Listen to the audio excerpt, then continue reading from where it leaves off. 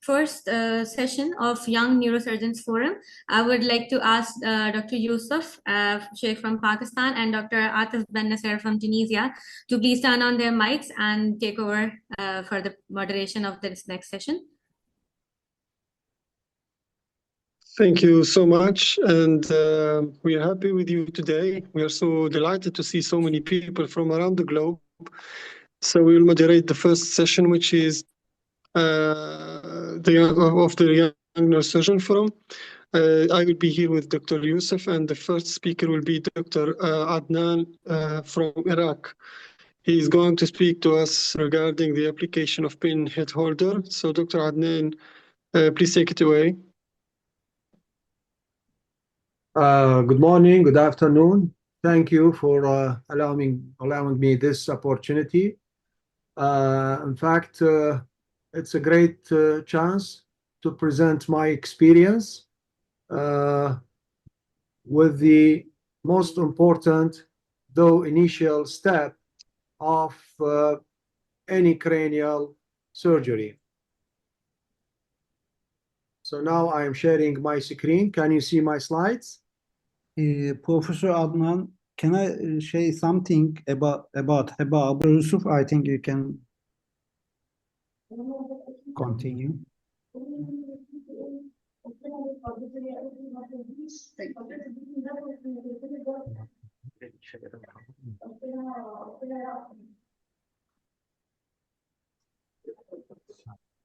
I think Dr.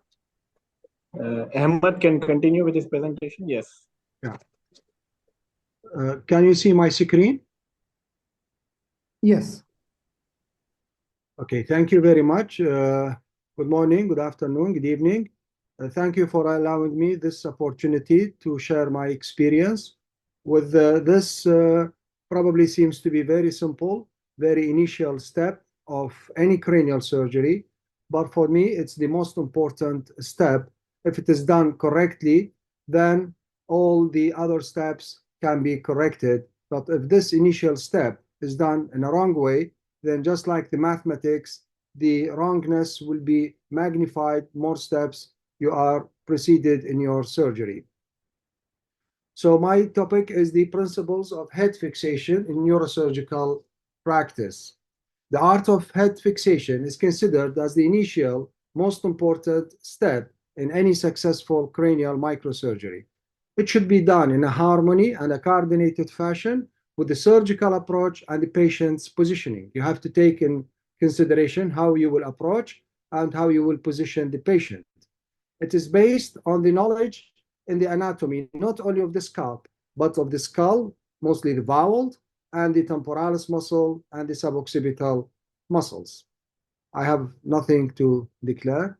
Of course, there are two major systems for head fixation. The one that's most popular all over the world is the Mayfield head fixation, which is based on 3 points head fixation, as when you are holding an egg by your 3 fingers, so you can hold it in a very stable way. This was the physical principle of the Professor Mayfield when he designed the Mayfield head clamp. The other one that I prefer is the Sujita system, and it is based on the semicircle, putting the lesion in the center of this semicircle, just like in the stereotactic frame. This is the basic design of the Mayfield. All of us with familiar, it's composed one side of 2 pins and one side 1 pin with a gauge that measures the pressure in all 3 pins. And the Sujita system, this is the head holder, and it is a semicircle. The inner diameter is 25 centimeters. There are 6 holes. You can put 4 pins, 5 pins, 6 pins, 3 pins, according to the pressure distribution that is desired by the surgeon. There are some minor modifications for the Mayfield system, for example, in this design, where it gives more room for the accessibilities to the cranium. And there is, of course, needless to say, the radiolucent one that is used when you want to use the intraoperative imaging. Regardless to the system, if you are using the head fixation system, whether it is Mayfield or Sujita, you have to fulfill 4 criteria, and I will speak in details about these criteria. First and foremost is the maximum patient's safety. Second, it should give you an optimum exposure of the surgical field. Third, it should provide you the maximum benefit and utilization of the accessories that are provided with each system. And fourth, it should be comfortable. It's not good to position the head in a way that is not comfortable to you. It should be ergonomically advantageous and best comfortability to the surgeon. So the maximum patient safety, there should be no risk of slippage.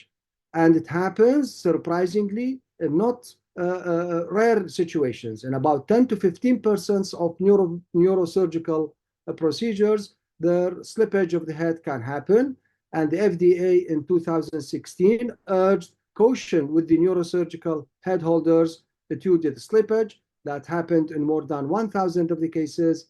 And in 700, there is serious injuries happened to the patient. So you have to put it in a way to secure maximum patient safety. The most important thing is that to avoid skull fracture, to avoid extradural hematoma, and to avoid CSF leak or organ injury.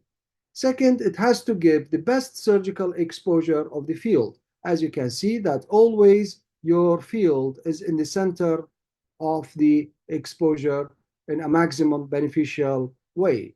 Third, you should use the accessories in the best possible ways. If the Mayfield is positioned in the inclined way, then you cannot insert over it the Bodo-Halo ring that is provided with the Mayfield in the majorities of the centers. The same thing with the Sujita. If you are not optimally exposing the patient, then you cannot use the accessories like the subframe, the patty trays, the retractor system, the springs. You cannot use it if you are not using it in a proper way. Also, it should be ergonomically comfortable. And by ergonomic, we mean that it is a human engineering that deals with the comfortability and the safety of the neurosurgeon. So you can see how you can sit comfortably. You have a hand rest, and you can sit in this way with the mouth switch and operate in this way. Probably it is not good. This is our giant, it's Professor Yazerjil, but he is operated in this rather uncomfortable way. Of course, you cannot sit in these situations for hours. You can probably be in a few minutes. So you have to position the head. You have to use the Sujita or the Mayfield in a way to calculate the extremes of your exposure. Or like Professor Hernestimi, he used in this position. You have to avoid these extreme positions because they are ergonomically not advantageous. This is my experience, about more than 7,000 craniotomies I did, the majority utilizing the Sujita system. And I utilized these all 12 approaches that are utilized by most neurosurgeons. This is the initial description of the Sujita system back more than 40 years. And it is composed of this head holder, which is half a circle of 25 centimeters inner diameter. It takes in consideration all of the different sizes of the human heads. And as I said, the principle is to put the lesion in the center of the arc so that you can rotate and you can look to the lesion in different angles. In it, there is the multi-purpose frame, which is divided into the basal frame and into the subframe. What are the advantages of the Sujita? I had no incidence of slippage. The head can be rotated during surgery. Of course, you can substitute it by the rotation of the table. There is fixed strong skin retraction. Probably this one is the most important advantage of the Sujita system. It can be used in all neurosurgical approaches, sitting, prone, semi-sitting, lateral. It is ergonomically very comfortable, and there is no incidence in my hands for the breakage in the head holders or in the pins. But there are certain disadvantages. The first one is that the holders of the springs might impinge in your hands when you come from the back of the patient. And this is not only my experience, it is also the experience of different surgeons. This is Professor Hernestimi. He also suffered from this disadvantage. Other disadvantage is that if you are using too many springs here, there will be a drift of the subframe. And the adapters, they are only on 3 different options, not more. In 2018, the Sojita 2 system had been released. All of the disadvantages of the Sojita 1 had been nearly overcome with the Sojita 2. The screws had been hidden so that it will not entangle with the wires or the sucker. There is a smooth surface, so it's not traumatic. And the adapters can be used anywhere. It is 360 degrees of retraction. And of course, there is no subframe drift. As you can see also, you can put the springs all over, wherever you want. Here there are only six different positions of the spring holders. Here you can use more than 6, and you can put it everywhere you want, even on this side, even on the other side. And also they have changed dramatically the designer of the retractor, can be used in any direction. The pins, you have to know that there are 2 types of pins in both Sojita and Mayfield. There is a pediatric pin and there is an adult pin. So the pediatric pin is a short, and the adult pin, never use in pediatric patient. Adult pin, I have incidents in one of my colleagues. He used an adult pin in a pediatric patient, and the result is CSF leak. Now, there are basic principles how to fix the heads. There are 4 basic principles. First, you have to choose which are the areas that can receive the pins, how to insert the pins, what are the skull equators in regard to head fixation, and how can I position the skin flap and craniotomy in regard to the head holder. This is from Neurosurgical book. These are the area, the shaded area, the yellow shaded area, are the areas that are receptive for the pins. And this is the sweat band, which is the area that's most suitable for the head pins. You have to avoid these areas. You have to avoid air cells. You have to avoid craniotomy or shunt. You have to avoid, of course, the temporalis muscles and the suboccipital muscles. And you have to avoid the main trunk of arteries and the nerves. So the main trunk of the superficial temporal or occipital artery. If you have CT angio, you can know at least where they are located approximately, and you should avoid putting the pins over them. The most important nerve, in my opinion, that should be avoided is the supraorbital nerve. I have a patient with severe pain in neuroma when the pin is inserted here. Now, how to insert the pin? This is different in Sojita and Mayfield. In Sojita, there is what's called the stable torque increasing ratio. Wherever you have stable torque increasing ratio, it means that your pin has a good purchase. It penetrated the outer table and it settled in the deploying middle layer of the skull when it has a stable torque increasing ratio. If there is unstable torque increasing ratio, it means that you penetrated the whole bone. While in Mayfield, it is different. There is a marker on the single pin side. When it is 3 lines, it means that there is 60 pounds. If it should not be exceeded more than 80 pounds. In pediatric, this is an adult patient. In pediatric patients, if he is below 5, then you can use up to 40 pounds. If he is above 5, then again, you can use up to 40 pounds. But in pediatric, you can use 10 to 40. In above 5 years, you can use 30 to 40. The thick hard bone, the parietal bone, almost all accepts the pins. The frontal bone, the frontal plates accept the pins. The occipital bone, this is important, above the inion can accept the pins, but below the inion, it's very thin bone, just like the temporalis bone that's covered by temporalis muscle. It cannot accept the pin below the inion. And all of the temporal bone are not accepting the pin except the upper part of the mastoid bone. Now the skull equators. Please conclude. Sorry?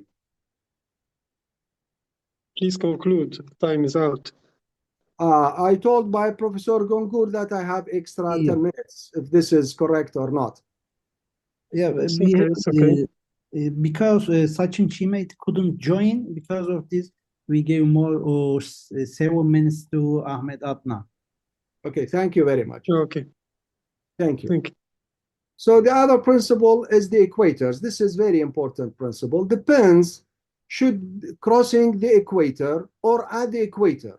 There are 3 equators. Not all of them that are necessary in all positions, but the equator that is in concern with your position, you either should be on the equator or you are crossing the equator. It shouldn't be you are away from the equator. And this illustrates this concept. This is the axial equator. It's located from the inion up to 5 centimeters above the nasum. This is the axial vault equator. So the excellent is if you are putting your plane at the equator or crossing the equator. And this is wrong when you are putting it above the equator because there is a risk of slippage. Here you can see this is the equator that is important, which is the axial. I put the frame at the axial equator or crossing the equiaxial equator, but not above it or below it.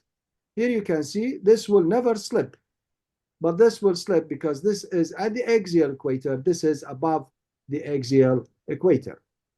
And this image is important that illustrates if you are putting the patient in the lateral position, then the sagittal equator is important. So you have to put your pins across the sagittal equator. It is not above or below the sagittal equator. Here there is a risk of slip, and here also there is a risk of slip. The pins has to encompass the sagittal equator. If your patient is in the supine position, then you have to be either at the coronal equator or crossing the coronal equator. It is wrong to be above the coronal equator, either crossing or at the level of the coronal equator. So this is correct because we are on the coronal equator. Here is the correct, here is the incorrect because here you are crossing the coronal, here all of your pins are outside the coronal equator, so there is high possibilities of slippage. Here is again, if you are in the park bench position, then the sagittal equator is important. If you are below it, or if you are above it, you are not crossing the sagittal equator, then there is possibilities of slippage or the fall of the head. The fourth principle is that your flap should be in the middle of the arc, regardless to the system, to have the best exposure. So in any flap that you are using, in any design of the craniotomy, whether linear, semilinear, the horseshoe, it should be in the middle of the arc to have the maximum beneficial exposure. Here you can see posterior interhemispheric approach. It is in the middle of the arc. Anterior interhemispheric approach, it is in the middle of the arc after taking in considerations the equators. Here is the retrosigmoid approach. Again, it is in the middle. The frame should not come here because it will obstruct your vision. Here is the standard trional, and as you can see, it is in the middle of the approach. Different approaches, you are on the middle.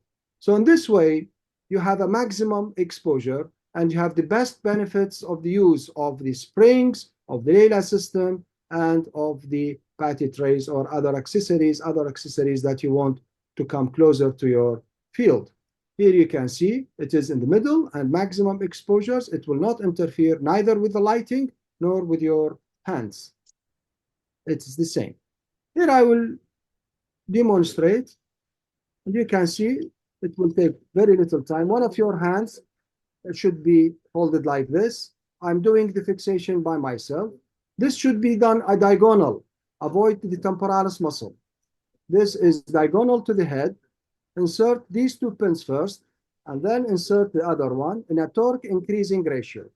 As you can see that the incision is in the middle of the field, and we are crossing the sagittal, the axial plane. And then position it in this way. Your assistant should hold the neck of the patient. Of course, you need to put some antibiotic ointment on the pin's head. And then after that, you have to be sure, double check all the screws, and they are on the torque increasing ratio. There are no numbers on the Sojita. There is the torque increasing ratio principle. Double check everything. Complications. The one is the bleeding if the pins comes accidentally on the major arteries, and this might end with the small aneurysms that can rupture. You have to avoid these major arteries. The other complication is the nerve injury, and as I said, I had a case with the supraorbital nerve injury with resultant painful neuroma, and most importantly, is the slippage and the skull fracture. So in conclusion, proper head fixation based on anatomical and functional concepts are initial but very important steps in the microneurosurgery. Patient's comfort and safety together with the surgeon's comfort are the goals of a proper head fixation and surgical approach. Sujita and Mayfield systems are very safe if they are used properly and effective in all neurosurgical approaches that we utilized. The skin flap should be in the middle of the head holder to have the maximum utility of the basal frame and the subframe, or the Greenberg-Budd-Halley ring in the case of Mayfield. The lesion should be in the isocenter of the arc. The axial, coronal, and sagittal plane should be considered, and injury can happen, and it is recorded in 700 cases in the FDA program. Thank you very much for your listening. Thank you, Adnan, for this interesting presentation. Dr. Sachin cannot join, so we'll pass